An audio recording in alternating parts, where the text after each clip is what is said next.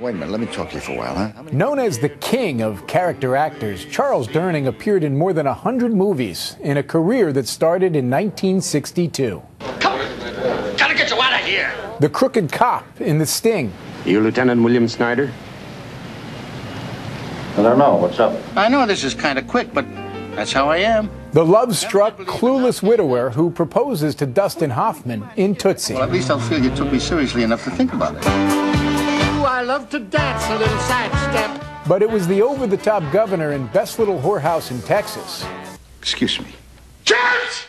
And the bumbling Nazi colonel in To Be or Not to Be that earned him 2 Oscar nominations in the early 80s. It's good to hear your voice.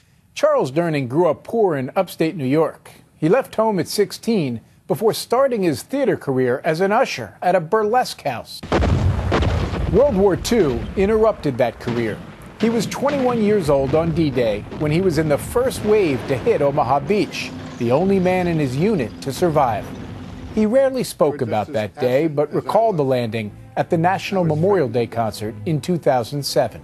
I was the second man off my barge, and the first and third man got killed. Later, he was bayoneted by a German soldier before killing him with a rock. Durning won a Silver Star and 3 Purple Hearts. Like so many Depression-era kids, Charles Durning loved to work. "If I'm not in a part," he once said, "I drive my wife crazy." For CBS This Morning, I'm Jim Axelrod in New York. You know, I can remember years ago, there was none of this talk about what a woman was, what a man was. You just were what you were. And now they have all this stuff about how much you should be like the other sex so you can be all more the same. And I'm sorry, but we're just not, you know? Right. Not on a farm, anyway. Bulls are bulls, and roosters don't try to lay eggs. Never. Now, my wife and I, we were married a lot of years. People got it all wrong, you know? They say your health is the most important thing, but I can lift this house off the ground. What good is it? Being with someone. Sharing. Yeah. That's what it's all about. Julie tells me you're not married. No. Like another drink? No. Sure? Yes. Oh, well, you know what? I think it is about that time. Ah. Hey, thanks for staying up and talking. Oh, don't you mention it. Yeah, you have beautiful eyes. Oh, well, thank you. Good night, Bess.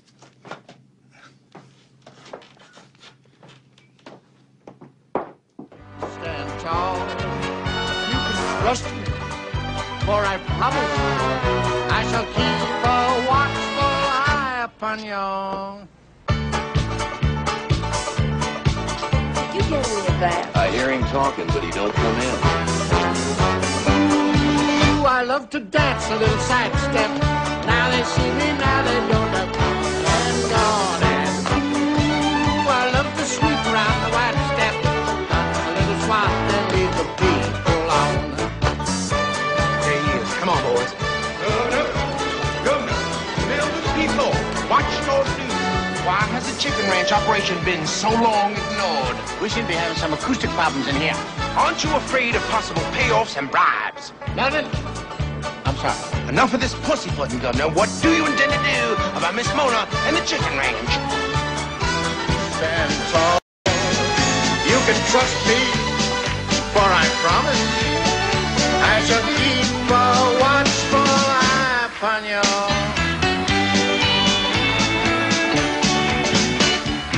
Ooh, I love to dance a little sidestep. Now they see me, now they don't have come and gone. Ooh, I love to sweep around the white step, but a little swat and lead the people on. Ooh, I love to dance a little sidestep.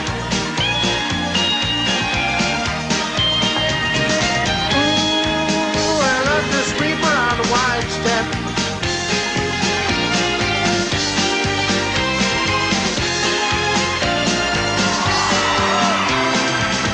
A little swat and lead the people on.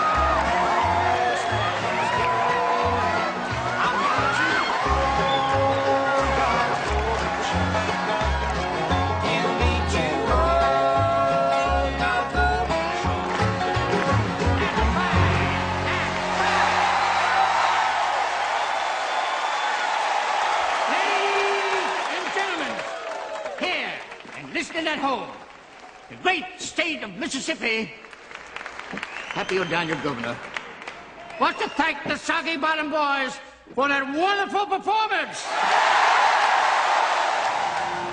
That private is here tonight to share his personal experiences on that longest day. A recipient of the Silver Star and 3 Purple Hearts. Ladies and gentlemen, the distinguished actor, Mr. Charles Durning.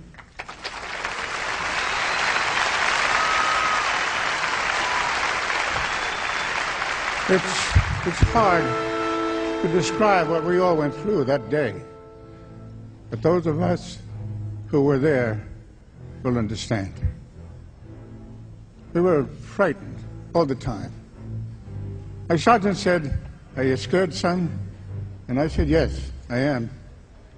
And he said, "That's good. It's good to be scared." He said, "We all are." This guy in the boat, he turned to me and he threw up all over me and I got seasick. It was scary. You're not thinking about anything. You're just thinking about, you hope that shell that just went off isn't going to hit this boat. Even the guys who had seen a lot of action before, and this was my first time, they were just as ashen as I was. And I was frightened to death. I was the second man off my barge, and the first and third man got killed. First guy, the ramp went down, the guy fell, and I tried to leap over him, and I stumbled, and we both slipped into the water. We were supposed to be able to walk into shore, but they didn't bring us far enough. And I was in 60 feet of water with a 60-pound pack on. So I let it all go. I was under the water, and you could see the bullets go down past you.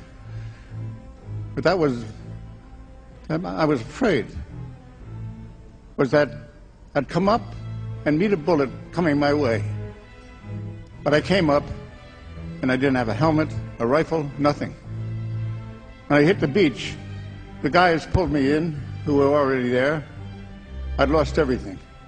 But they said, "You'll find plenty of them on the beach, rifles and helmets that belong to nobody." Nobody knew where we were supposed to go. There was nobody in charge. You were on your own. All around me, people were being shot at. I saw bodies all over the place. But you didn't know whether they were alive or dead, because they just were lying there. We got behind this tank to protect ourselves. We were holding our own when they called us over to them. I asked the sergeant, "Do you want me to go first, or would you go first?" He said, "You go first, I'll be right behind you." I heard an explosion and turned around, and his torso was here, and his body was over there.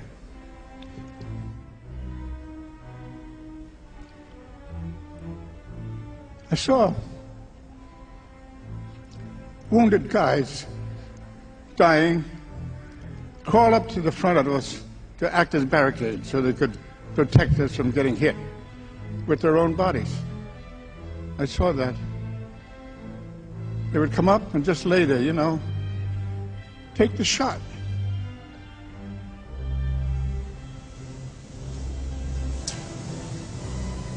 Once we got up to the bluff, you could see for miles. There was this eerie sight of bodies which looked like driftwood floating in the water. The beach was covered with the bodies of American soldiers. And all of these things are like flashbacks for me. I can't recall everything. I forget a lot of the stuff now.